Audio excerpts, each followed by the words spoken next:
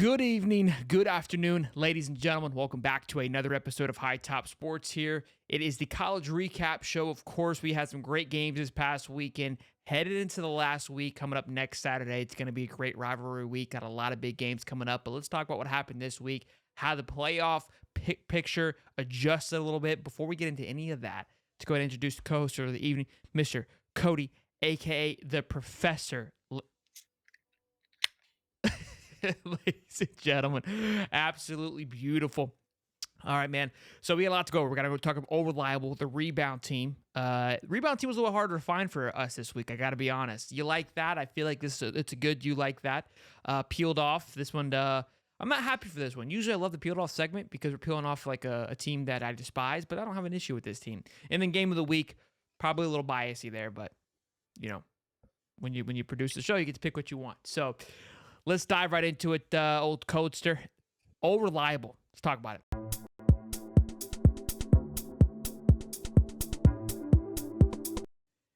They're just keeping right on top, boys and girls. The Dogs are staying on Reliable once again. Bama really didn't play anybody. Georgia, got a lot of heat for their schedule not being a big-time schedule, but towards the end of the year, really stacked up being a pretty healthy and decent schedule as they had a good game. Supposed to be a good game against Tennessee at Tennessee. I think Tennessee was undefeated and nailing for quite some time. They're on a little bit of a streak there. Came out again, broke out a 76-yard run off the rip, up 7-0, kind of like Ole Miss. A little bit of a slow start, and then Georgia, and end up rolling. What I love is they scored more, or Tennessee scored less than Florida did against Georgia, which makes me happy. And, while we're on the topic here, Cody, this might not be popular with a lot of people here, but I did some digging prior to this show.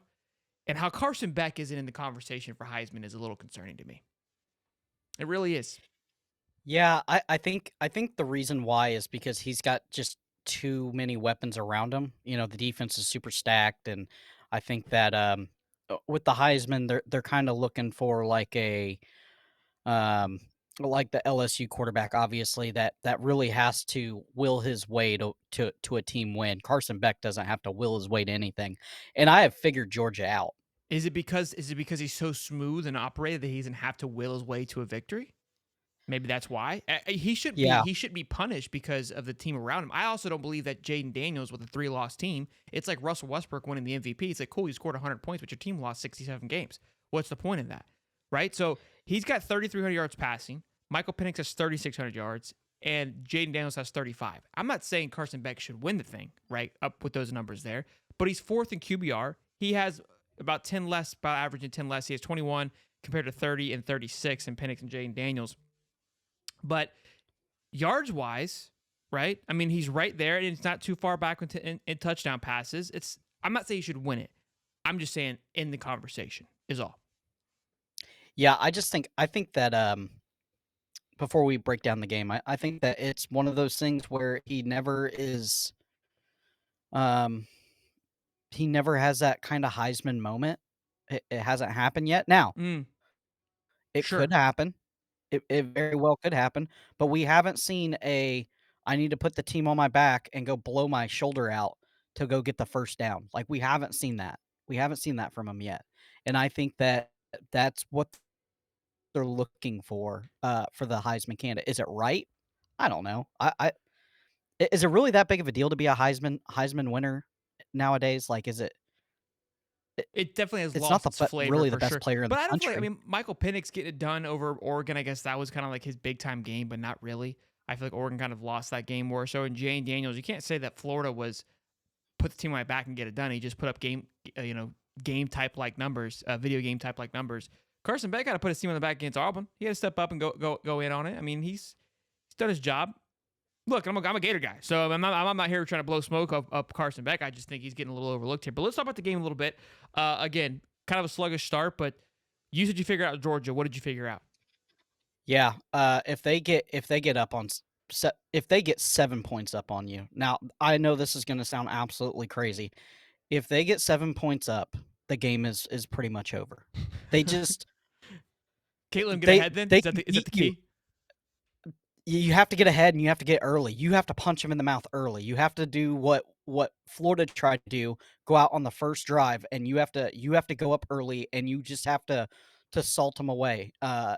And because once they get out up early or once they get out on you, it's over. It's absolutely over. They just beat you in so many different ways. The run game, Brock Bowers down the seam, the flare passes, the extension of the run game, the quarterback run a little option. He can do that. And then the defense is just so they're like like a boa constrictor. They Mm, just you're just not going to move anything. Hey, and I'll tell you what, if they need a big play, they can go and get it on special teams too. They're complete. too good of a team. They're complete. And we talked about this last week where teams are coming into their own at the right time. Mm, I thought last week was the peak win. I was wrong. This week was even better. I don't know who in the country can run with Georgia right now. I don't know. you don't think Bama? You don't think Bama's close? I think right now I don't know if Bama is as close as what we think. Okay, that's a fair Georgia assessment. gets up Georgia gets up 7 and they just pepper you with barrages and next thing you know they're up 21 points and you're Tennessee and you're looking around like what happened? It's a, where did all the scoring come from? It was 7-0 just 2 minutes ago. Yeah, they just kind of, like you said, boa constrictor just slowly beat you down and wear you away. Now, Bama obviously had their struggles against Texas, and I think at that time, I thought Texas was the best team in the country. They looked at that game the most complete, and I still think, I mean, they have it. They're quietly getting it done in the Big 12 right now, but they had Quinn Ewers, able to throw the run game. They have a strong defense, just like Georgia, right? If you want to pick up get a little up tempo going, Georgia's like, no problem. I can keep up with it. You want to slow things down? That's right to our wheelhouse. No problemo. You Yep. got a running quarterback. That's fine. We got linebackers that run 4-4. What do you need from me? You know what I mean? So yeah, I agree. I don't think that Bama, since that Texas game, has really faced any true adversity. And to be fair, Georgia really hasn't either. But they've handled their teams like like the number one team in the country should. Michigan dropped down a little bit due to the fact they struggled against Maryland. I thought for sure they were going to steamroll, and they were easily pulling away against Maryland, but Maryland fought back. And they're not a bad football team. They're a healthy football team, but Michigan should have really pulled away there, which did adjust our top five, which we'll get into in just a moment. But look, the SEC championship, it's gonna be a fun one. Yeah, I think if Georgia gets out early on Bama, it's over. I think if they can go down and get all that this is how crazy it is when you think about it. They go down, they score, and then they get you in a 3 and out. And then they go down and score again It's and the over. game is Yeah, it's a it's wrap salted away. because now And then they're yeah they're you're just not gonna they're just gonna barrage you with run game. They're gonna barrage you with Bowers down the seam, and next thing you know, you're knocked out. It's I'm gonna say it right now. Georgia's your national championship, minus a Jordan Travis like injury. oh ooh, too soon. But I hear you. I hear you. Okay, it's a hot take from Cody there. We're always good for 1 or 2 of them in the show, and we're only 7 minutes in. You're already getting one, so I see a few more in our future. Let's dive into the rebound team, boys and girls.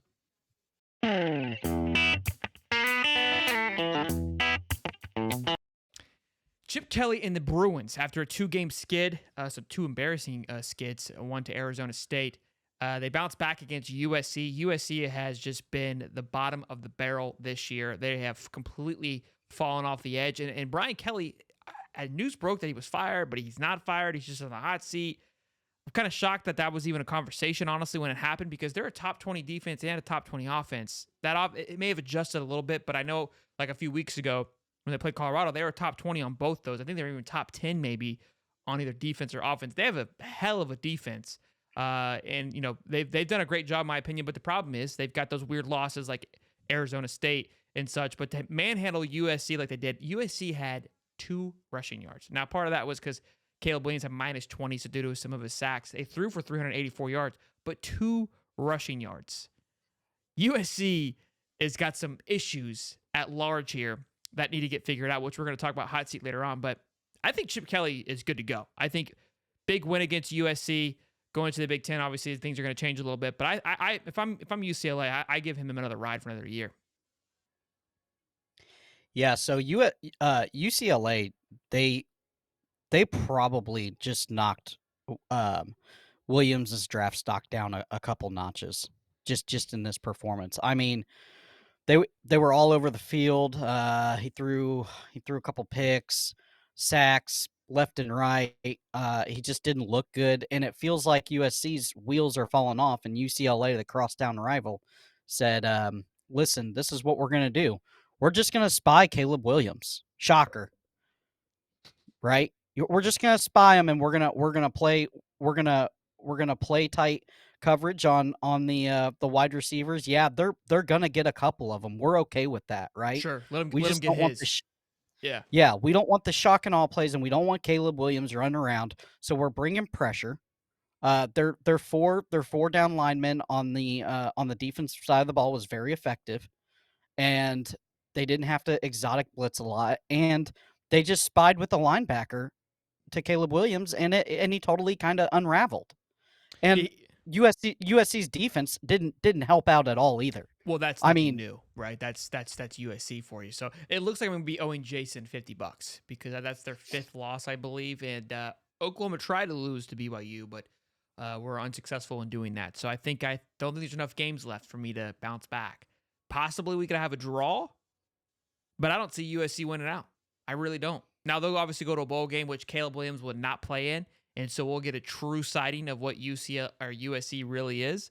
But look, I think Chip Kelly definitely bought himself some time in a league where Sam Pittman's still alive, which we have to talk about as well because we announced on our last show that he was fired because we got some misinformation that it was leading up to it. Today came out that hey, they're all in with Sam Pittman and the show goes on. So I don't see Chip Kelly going anywhere this year. I think he bought himself some time, especially for a big win over like USC. So good rebound for them after again a good 2-game slid. I do ask you if you're an NFL GM, where are you drafting Williams after seeing kind of the wheels just absolutely fall off, and how much to blame is that him? I've been honest. I mean, before this game, I've been low on Caleb Williams. I still think he's going to go first. Arizona's going to get first pick, I believe, is how it's shaping out to be. And they've got issues at quarterback, some big major issues. So I see So them. you go draft Kyler Murray 2.0? That's my point. I see them following suit with what they're used to doing and continue to be the Arizona Cardinals. Yeah, for sure. Hmm. Yep, Okay. absolutely. That's how it's going to happen. So now he may not go. He might pull an Eli Manning and say, "I'm not going there."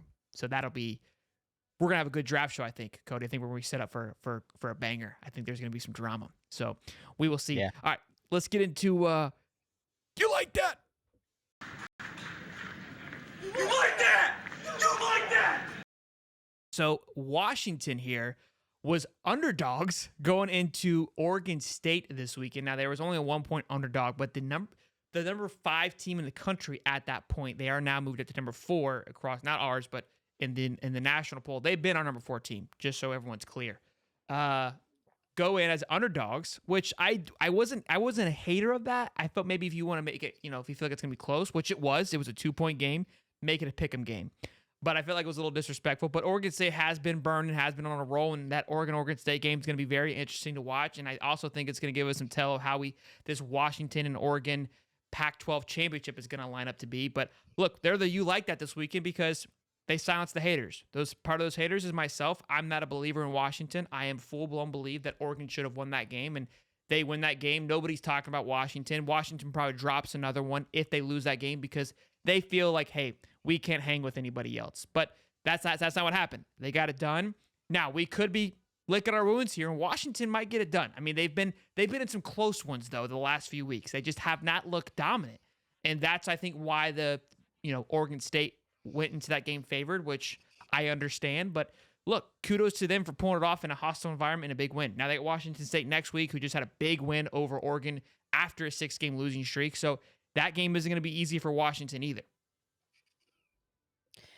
Yeah, it's very interesting. Washington might be the worst 10-win team out there. Like I they just don't score enough points. They always you're up 22 and then you let them claw back into the game. You're asking for a guy like the thicker kicker or somebody else to come back and just rip your heart out when it's still beating. And that's, I think, when you live by that sword of the cardiac kids, we're gonna see like TCU. You're gonna die by the sword of cardiac kids, and it's gonna be a late barrage by somebody in the fourth quarter, and they're gonna rip your hearts out, and that's gonna be it to Washington. I don't Yes, know if it's this week. I don't know if it's the playoffs. but it will happen. Washington's not winning a national championship. So they went 41-7 against Michigan State, no problem. 59-32 against Cal. 31-24 against Arizona, which Arizona is a healthy football team. 36-33 over Oregon. Again, thicker the kicker. They missed a few field goals in that game. 15-7 against Arizona State. Mind you, Arizona State just got done getting clapped by Oregon not too long ago. 42-33 against Stanford, giving up 33 against Stanford.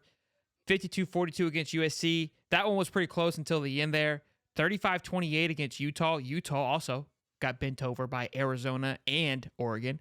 And then only a 2-point win over Oregon State. So you're right. Every game has been close, and now they've done a great job of winning it, but that's not a horrible you think over FSU they're the worst 11-win team in the country?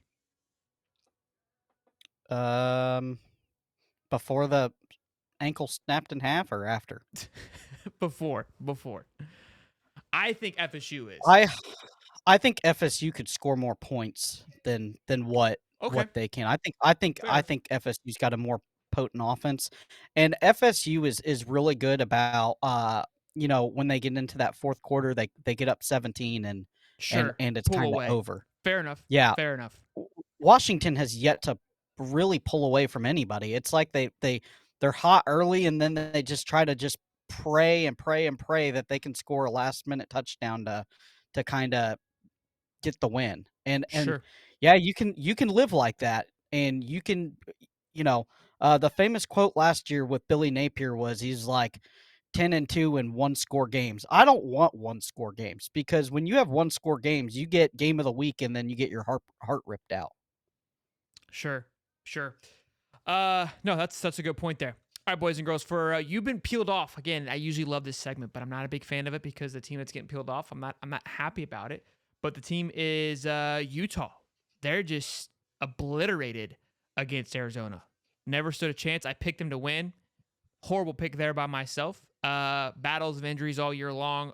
Defending back-to-back Pac-12 champions. Just kind of back into the normal rotation of Utah football is what it appears to be like after, again, getting just manhandled by Arizona. Now, Arizona played Colorado just the week prior. Came down to a nail-biter. Colorado almost had it done. I think it was either a touchdown or a field goal, how they were able to get it done. But it was down to the last second there.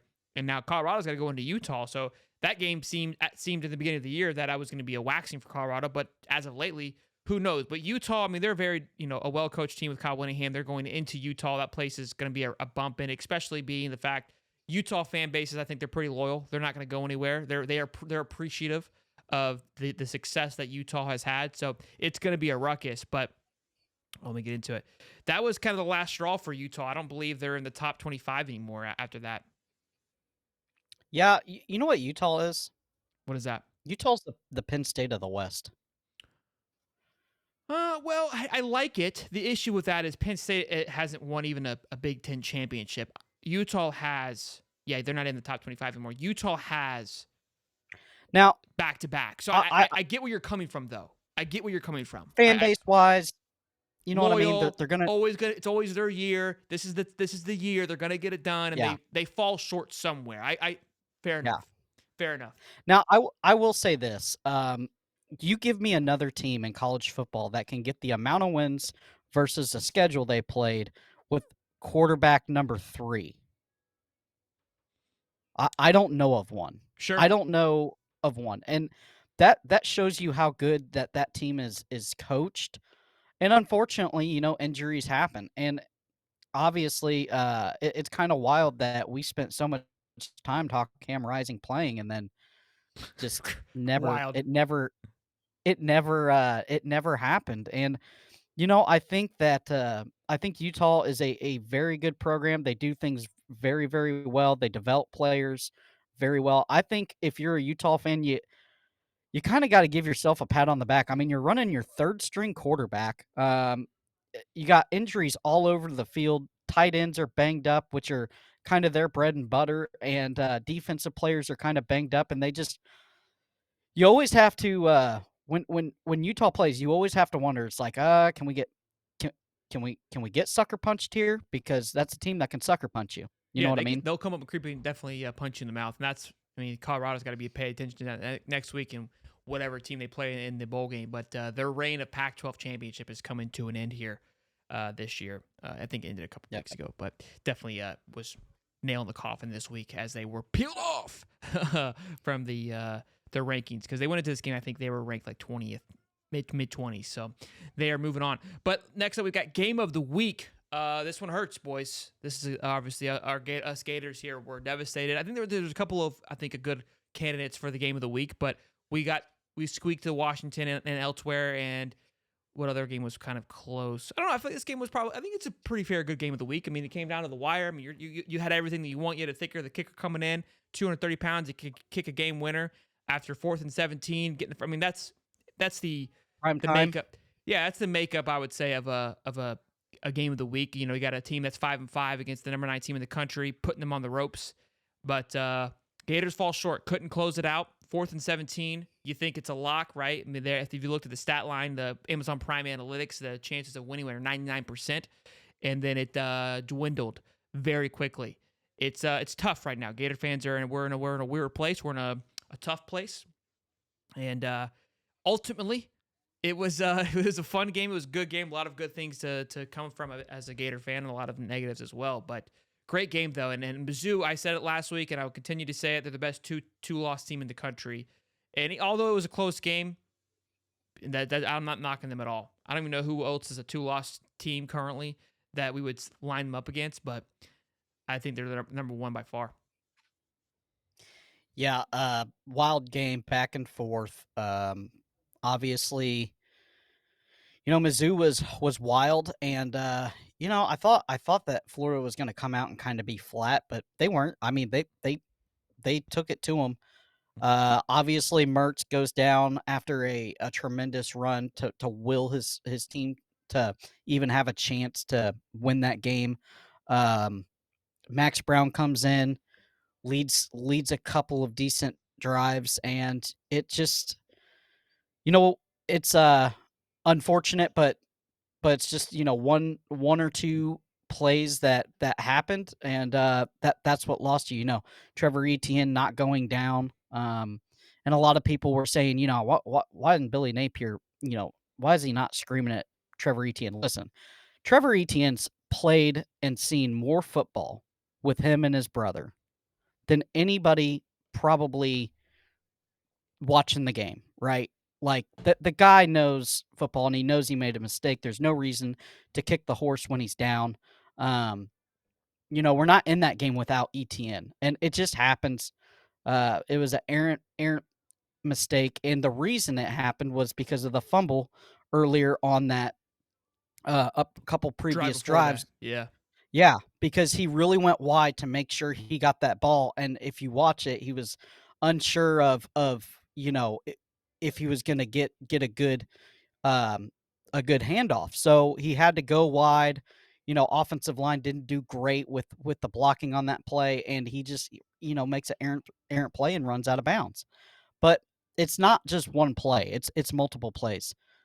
Defense goes into prevent, and I always say prevent defense prevents you to win. I don't like it. You can't let the quarterback, especially that quarterback, sit back with all the time in the world. Pass rush was, again, not there. Non-existent. Yeah. Non-existent, and the corners didn't hold up. And you know what?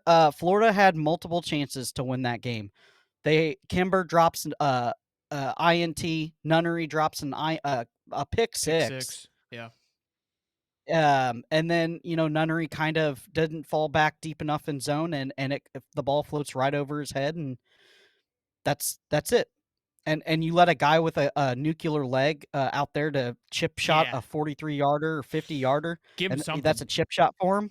Yeah, Yeah. it's one of those things where it's not a bad loss. If they went in and Mizzou smacks them, 35-7, I think that's a worse loss. I kind of right? wish we had that But more. it's just being Do that you? close. Yeah, being that close, man. It's like 4th and 17. That's, 99% of the time, according to analytics, it's a lock. So It's happened to everybody. I know, but it's just, we had expectations, I think, getting whacked to be that close and not get it done. It's like, why did you tease me? We weren't even supposed to be here. Don't do this. So What do you think about Max Brown?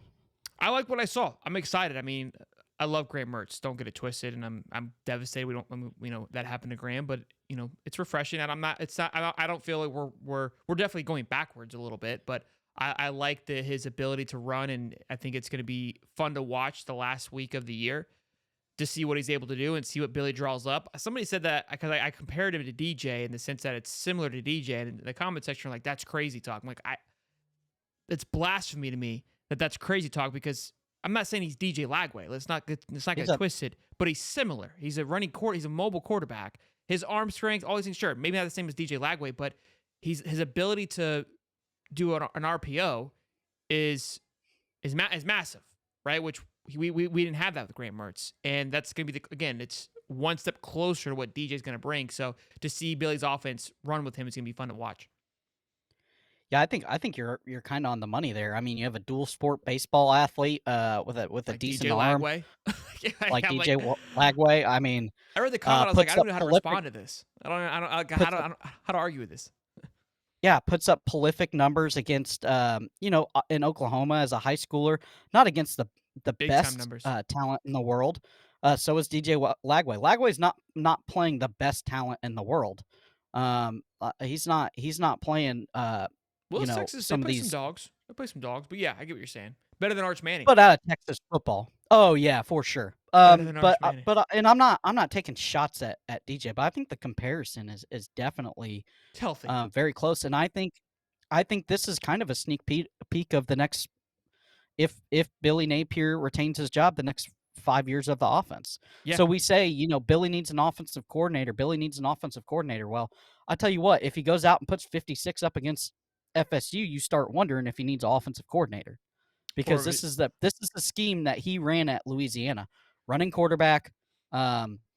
Obviously, there was some upsets with Richardson last year, but Richardson was just so wishy-washy. It was hero or zero with him, and I don't see that with Max Brown. I think Max Brown's going to be obviously not as prolific as Richardson. I think Lagway also is not going to be as prolific as Richardson, but I think they win you a lot of games, and I think this offense really starts to open up, and you really start seeing when you have a running quarterback, you really start seeing all the motioning and all the stuff that they're doing already Pay off. and pay off. And everybody complains about the motioning.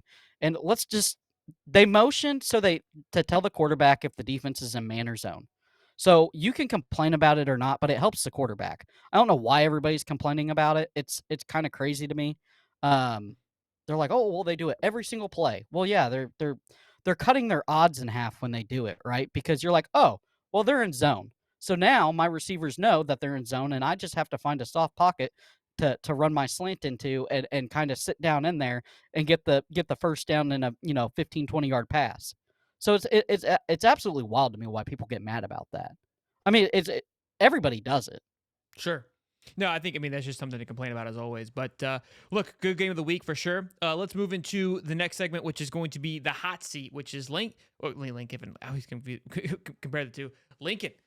Lincoln Riley and Dan Mullen tweeted. He goes, "I think they've got the wrong coach out in California on the wrong hot seat," in which obviously got people spinning here. I think we've kind of had him on the hot seat before, just due after the loss, and then he was AKA sick, and after this loss, it just seems like there's no direction moving forward. You fire your defensive coordinator, which is always a sign of, okay, you're getting a little bit of smoke, so you're making some crazy adjustments here mid-season, and that's always again a signal of, okay, white flags coming up. Sam Pittman did it with his offensive coordinator, save some bait. And that's why I think Billy isn't as hot as people try to assume, because either he is and he's just ignoring the signs, or he's not. And that's the reason we haven't seen anybody get fired mid-season.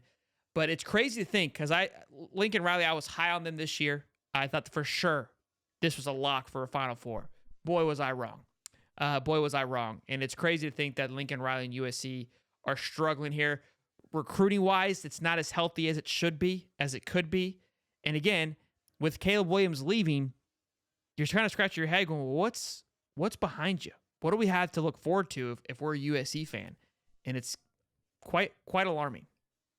It'd be kind of funny if Lincoln decides to do whatever, go to the NFL, or they do decide to get rid of him, and then they hire Dan Mullen, just Lincoln 2.0. Seriously, dude. Dan Mullen. I can't. What job we just opened up? I saw it today. Dan Mullen's name was on the Mississippi list. State. No, it was another school. It had to have been a Oh, joke because Dan Mullen's name gets tossed into the hat now. I feel like for every school, it's to A&M. Dan Mullen, Mississippi State. Dan Mullen, bro. That guy is getting paid and just hanging out on TV every day. Ain't no way in hell he's gonna go coach. Ain't yeah. no. These guys don't want to Why coach. They would got you? paid. Yeah, they got paid. They'll act like it. They'll string it along because they don't want to look like they just like stole the bag. But we know what you did. You stole the bag. Guess what Lincoln's doing? He's stealing the bag. He's out. He got that cashed in. I'm cool. I'm chilling. I'm vibing. This didn't work out. I thought Yeah, I was good. I'm not that good. Sorry. I'll move on. You guys will find somebody else. I think he's pretty prominent in his son's football team too, right? Dan I or know Lincoln? he was helping.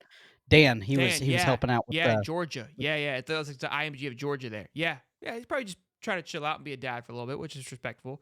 Time flies, so that makes sense. But again, he didn't really have a good run at the end of Florida there. I get he was a great offensive mind and did a lot of things great, but there's also holes. There's a reason why he doesn't have a job anymore. But people are going to say yeah. that Florida ran him out too soon, which is possible. But we'll see how this plays out for Lincoln. I don't think he goes anywhere this year, obviously, unless he chooses to like sneak out the back door. I definitely believe he has another year, but it'll be definitely something to watch as their schedule is going to heat up in the Big Ten next year for sure. Oh yeah, for sure. And you're if you're struggling against some of these teams in the Pac-12, you're really going to struggle against the Big Ten because those guys are going to run the ball down your throat and salt you away. USC, And you're Iowa, never. give me some of that. Oh, Give me some of that. Give me some of that. I want to see that. I want to see that Lin- matchup. Lincoln ain't never been in a 7-10 slugfest. Okay, I can Uh, tell you that. He's that's gonna be good. like, I think I'll go to the NFL. I'm here for it. I love it. Let's get into our top 5 of the week. I made a move, Cody. Georgia got the bump. Georgia got the bump. Michigan's still number 2. Over Michigan. Yeah. And then Washington. Everything else stays the same. It looks like the committee finally, they've been watching the show clearly because they moved FSU to number 5, which is, I would assume it has everything to do with Jordan Travis going down because Washington didn't look lights out. Like they didn't do anything impressive to move over FSU, right? It has everything to do with Jordan Travis going down, which is, I think, a little. If they're taking that into consideration, that's concerning to me. Am I wrong there? Because No, they are. They are though. We are. I mean, this team is not. This team is not going to make the run anymore. It's done. It's over. yeah, Stick a fork in them. let's say, look, they got to Jordan win 2 Travis was games. They got to everything. win 2 games, and their 2 games don't seem that far out of reach just without Jordan Travis, right? Because look, Florida has their own issues, and Louisville struggled against Miami, as did Florida State. And look, when the backup came in, they still seem real, and it's North Alabama, but they still have a solid team. Now, I completely agree that Jordan Travis has won them a handful of games that they probably would have lost without him. But to say that, hey, they're a 5th ranked team just because a player goes down, I think it's a bit wild in my opinion. I think they're like a 10th ranked team now. I think it's that impactful. It's just not. It's not going to happen. Like I'm. Jordan Travis just does so much for that I agree. team. Okay, so that Heisman thing that we were talking about, right? That Heisman aspect of Picking why up, isn't this putting guy the on the team on your Heisman back. list? Yeah. That is Jordan Travis. He did it last year during the Florida FSU game. He's done it multiple times this year. I just think that. Listen, the backup could be fine, but I just. At the end of the day, this year was their year to go win a national championship. Sure. They were absolutely loaded. And you're going to put them up against Georgia? You're going to put them up against Michigan right now? Look, With a backup? even with Jordan Travis, they were going to get clapped. But yeah, I agree. Like they're not going to, their run in the playoffs are going to be, if they're able to get through, it's going to be brutal for them. But we'll see how it plays out. Should be interesting. Should be a shakeup. Them losing is going to make things interesting with Texas and Oregon and Alabama, which is what we were hoping for anyway. So I'm excited for it. Boys and girls, this is, we got one more week of this. We'll continue to do the show as throughout the playoffs, but we only got one more week left of regular season. So it's been a blast. I hope you guys have enjoyed this show. I know I've enjoyed doing it. It's a little bit different from our regular, shows that we do. So always appreciate you guys tuning in, liking the video, and subscribing. Until next time, I'm Sheldon. I'm Joey the Professor. Boogity boogity, boys. Be good.